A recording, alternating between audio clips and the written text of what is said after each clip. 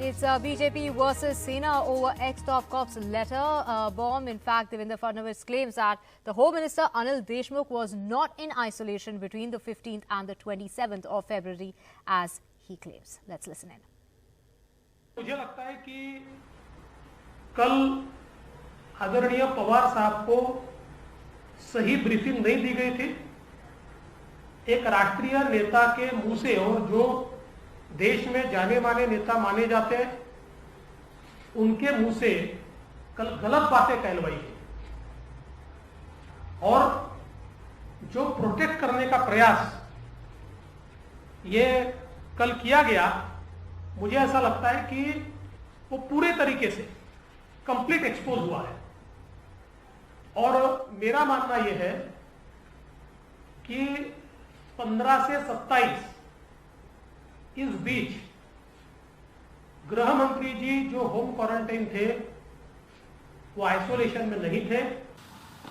या रविशंकर प्रसाद जी, देश के लॉ मिनिस्टर, जिसने भी रविशंकर जी ने भी परसों एक पत्रकार परिषद लेकर ये कहा था कि महाराष्ट्र के सरकार को सत्ता में रहने का अधिकार नहीं है। आप लॉ मिनिस्टर हैं, आप जरा गुजरात में जब हमारे मोदी जी मुख्यमंत्री थे या ये सब मंत्रीगण थे, तब संजीव भट्ट आईपीएस या मिस्टर शर्मा और एक अफसर है, उसने बार बार इस प्रकार के लेटर बॉम्ब गुजरात के सरकार और गुजरात के राज्यकर्ताओं के बारे में लिखे हैं।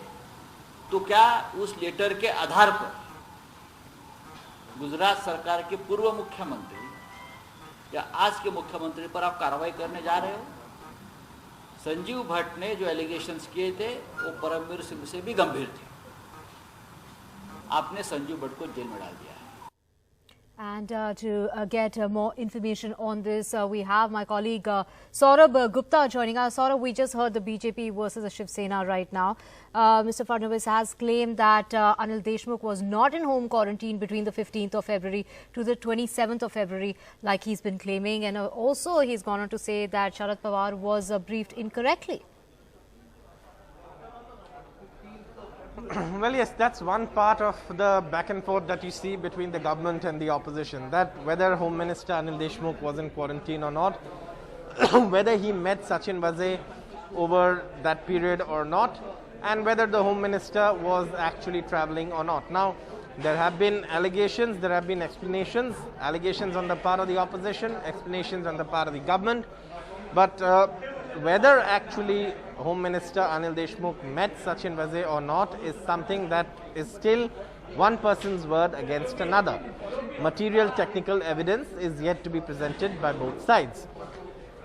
On the other part of this, and this is clearly moved from that, is of course the Commissioner of Intelligence report that Mr. Fadnavis spoke about in his press conference, where again he is alleging that there have been irregularities, perhaps for monetary benefit, in the IPS transfers. This is something that apparently was a top secret report that was submitted by the then Commissioner of the State Intelligence Department, Rashmi Shukla, who is now the ADG in the CRPF. Now, she was of course someone who formulated this report and then submitted it to the then DG, Subodh Jaiswal, who is also on central deputation now. And that report was ultimately apparently brought to the notice of the Chief Minister. And the Chief Minister, as per Mr. Fadnavis, forwarded that to the Home Department, again for further action. That's where it stands right now. Mr. Fadnavis also claimed that there was 6 GB of data.